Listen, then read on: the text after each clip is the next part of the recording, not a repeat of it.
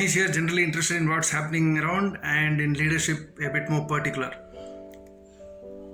Leadership comes in all shapes, sizes and genders. Leadership is a function of various qualities, situations, experiences, personal tendencies, etc. Not a very recognized form of leadership is thought leadership, as seen in the works of leaders, as seen in the works of poets and writers. They even change governments, topple governments only through their ability to stir the imagination of the masses through their writings. With great power comes great responsibility, says Spider-Man. And writers and poets have to be equally cognizant of that, to be choosing words very carefully. So that is on the Gyan part of my talk today.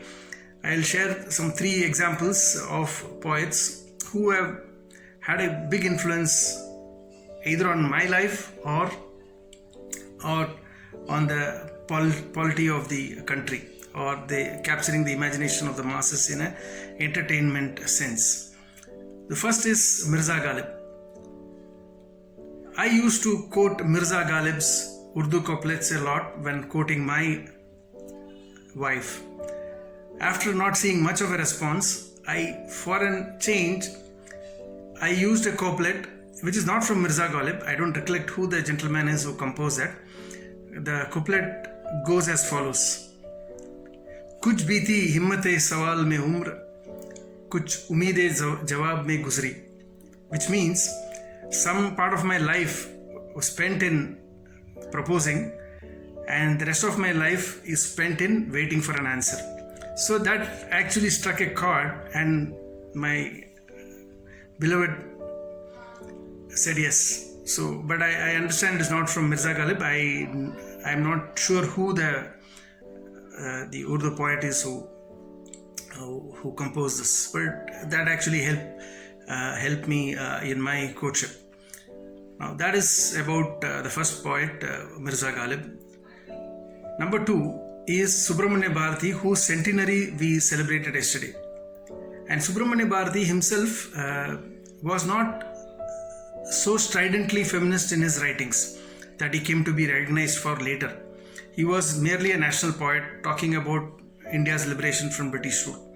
But a chance meeting with Sister Nivedita, a disciple of Swami Vivekananda, changed his outlook towards women's rights.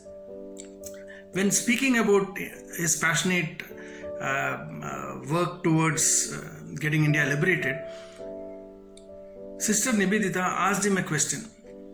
How do you expect freedom for your country when you enslave half of it? That made him sit back and think. And later works were heavily feminist. He spoke about women's education, women's empowerment, etc. The third is a contemporary poet from Bollywood who has seen it wise to compare the Taliban with the RSS. I am not sure whether he has even set his foot inside an RSS shaka or interacted with any RSS ideologue. When the RSS ideologues, the chief of RSS has spoken about all Indians being Indian, whether you are Hindu or Muslim, because the genetic stock is Indian, and he is talking about unity.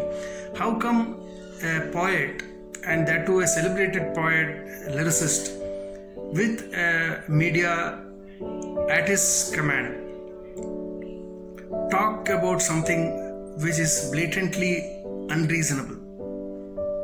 Mind you, I am not an RSS person, but it just struck me as very odd that a celebrity should be using his words in such a cavalier manner. Very unfortunate. With this, I wish you a great Sunday. Remember, all of us, especially leaders, carry a huge responsibility to do well by all our audience and say the right things in an appropriate manner. Have a great day.